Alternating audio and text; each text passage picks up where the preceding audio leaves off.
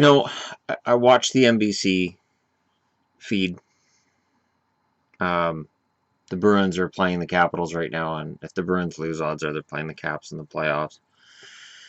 And it's a big game. It's a home game. And the Bruins are starting Hudobin. So who starts beaking off? Mike frickin' Milbury. Oh, big game. I don't know why they got Hudobin in that. Maybe it's because he's won his last 6 starts. Maybe it's because he's been better than Tuukka Rask over the last couple of months. I hate seeing guys on television, and this, before anybody says anything in the comments below, it's not that I know what's going on with teams more than anybody else. I watch the games. I watch what's going on.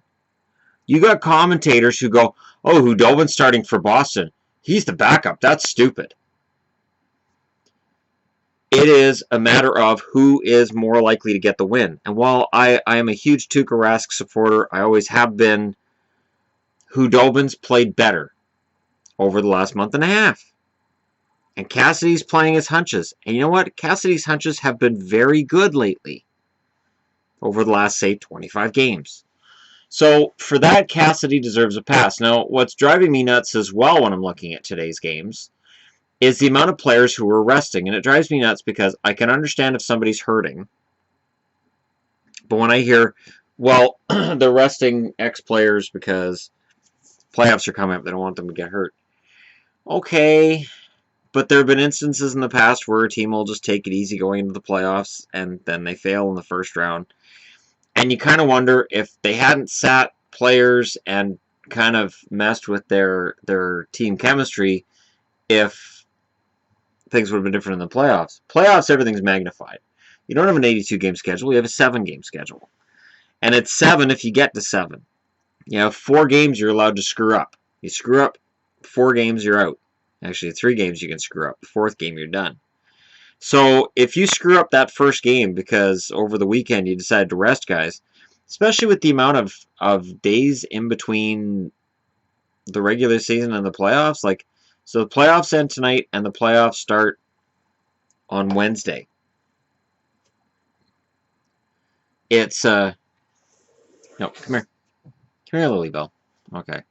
Anyways, in terms of where teams are at right now, okay, and who could end up playing who, like, if Washington loses this game to Boston, they likely get Toronto. I think it's likely. I changed my board so I can't see points anymore. I tried to clean up the board quite a bit. I think it looks a lot cleaner, but I got rid of the point totals. So let me just go take a quick look here. I'm pretty sure that's what it is. But before I post a video, I have to make sure I know exactly what I'm talking about, because people will right away say, oh, no, Toronto can knock Boston down, blah, blah, blah. And I know that could happen. Columbus loses a pointless game to Philly. They've lost 6 in a row. But what's not pointless is they've lost 6 in a row. So going into Toronto tomorrow, they're going to want to not lose 7 in a row going into the playoffs. So while Columbus doesn't have anything to play for, I don't think they want to lose that game. Yeah, Boston's 2 points ahead of Toronto. Toronto's got a game in hand. Boston's got the lead in regulation, overtime win. So if Boston wins today, then Toronto's there. That's Toronto's spot. The only way that... No. I was going to say the only way would be if Ottawa, but Ottawa's already beaten the New York Rangers. So Ottawa's clinched that number 2 spot. Boston right now is in number 3. See, and all this stuff's going on, and the teams that are against these guys are resting star players. It's really frustrating. And then Darren Drager reports, well, apparently the NHL is not going to do anything about teams resting star players. What can they do? Suspend the star players? Fine the team? Most owners are going to say, yeah, I'll pay 10 grand to make sure that my guys don't get hurt.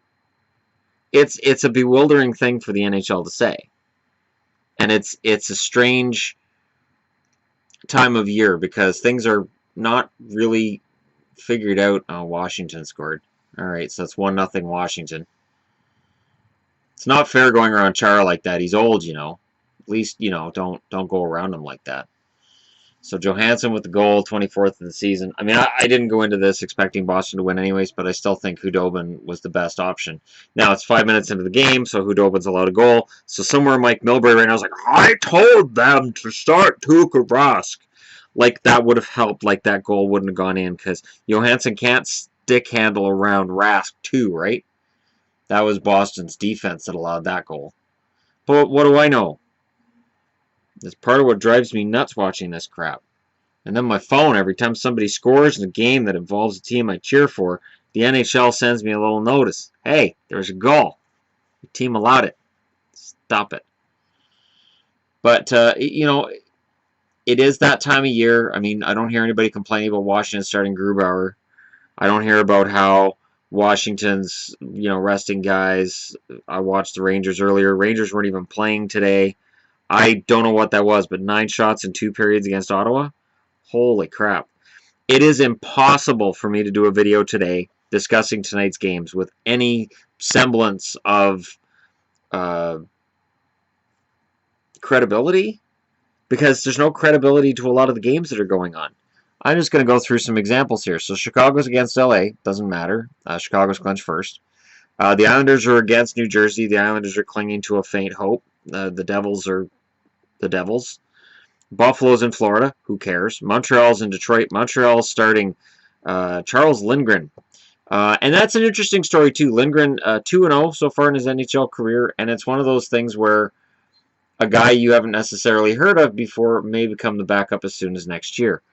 You never know what's going to happen with a new team coming into the NHL. Montoya may be a guy that Montreal looks at and goes, well, we could ship him off to Vegas.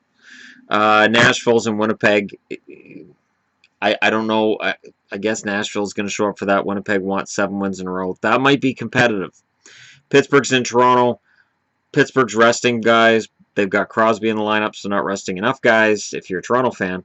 But it's not as competitive as it would have been. St. Louis is in Carolina. Carolina's done. They're out. It's too bad. Colorado's in Dallas. Who cares? I don't even think Colorado and Dallas would want to play the game, much less actually care about who wins it. Both teams have had colossally disappointing seasons, so yeah. Minnesota's in Arizona. Minnesota should be able to pad their points that game. Calgary's in San Jose. That's actually competitive. That's going to be fun.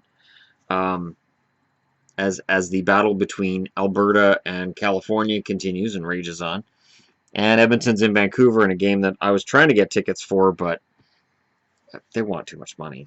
I know it's the last game until October, but you know the Canucks are out, right, guys? There's not enough Oilers fans in Vancouver to charge the kind of money that they want to charge. Like, it's a little pricey. So when you see somebody saying, I'm not going to take less than $100 a ticket, it's like, okay, well, the Canucks are going to probably get killed anyways, so I'm not going to pay that to watch them get killed. $40-50 each a ticket, sure, we'll go, we'll enjoy ourselves, and it'll be fun.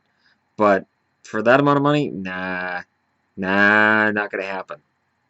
Let me know what you guys think in the comments below. How do you guys feel about this last weekend of the year where a lot of players are resting and a lot of teams aren't trying and everybody's just biding their time for the playoffs, but it's not set yet? It's not set who's facing who.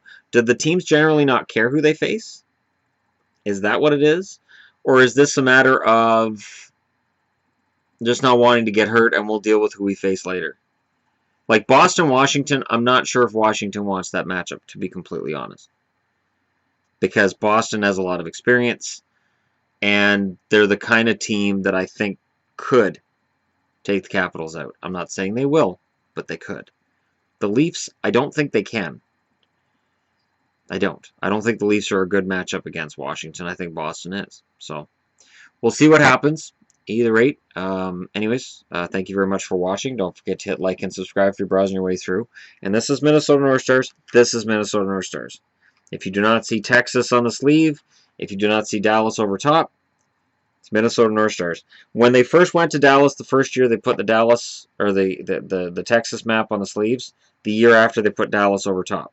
So if you see a jersey online and it doesn't show Dallas over top and it shows the Texas map on the sleeve, you're getting a jersey that I don't have.